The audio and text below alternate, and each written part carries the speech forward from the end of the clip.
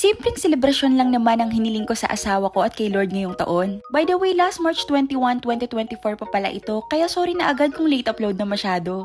Ako nga pala si Gio at makakasama ko pala ang asawa ko dito na si Josh. Pero bago ang lahat, heto na nga at nag-umpisa na akong batiin ang mga kapatid ko at mga magulang ko. Medyo nahihiya pa sila dyan kasi alam nila na binivideohan ko sila.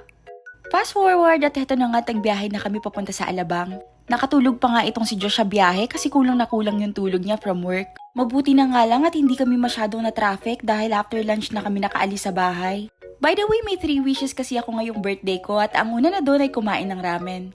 Dito nga pala ito sa may Mendocoro Ramen ba? Kung curious kayo sa lasa at gusto nyo ding itry, sige go lang! Deserve mo yan! Pagkatapos nga ay heto at nagpababa muna kami ng kinain sa tabi-tabi.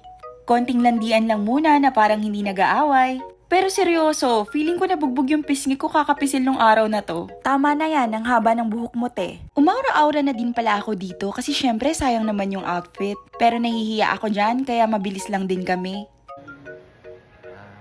Heto nga at kinantahan pa ako ng asawa ko ng happy birthday habang naglalakad. Papunta na nga pala kami sa second na wishlist ko. May idea ba kayo kung ano o saan? Syempre ang exciting part at favorite ko na yogurt ice cream. Yaw yaw for the win! Ewan ko ba? Pero sobrang na-inlove ako sa lasa niya. After naming magbayad ay hindi na ako makapaghintay. Heto nga at excited na akong kumain.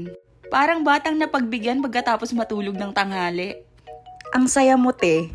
Pagkatapos ay heto nga at nag-window shopping muna kami bago umuwi. Yung asawa ko kasi ay nagsisimula ng mag-collect ng sapatos and hopefully soon, dumami pa yung collection niya. I-manifest lang natin yan. Pauwi na nga pala kami dito at may pa-holding hands while walking pa. Pero yung totoo, ang sakit na kasi talaga ng paa ko dyan habang naglalakad. Pero wait, curious ba kayo sa third wish ko?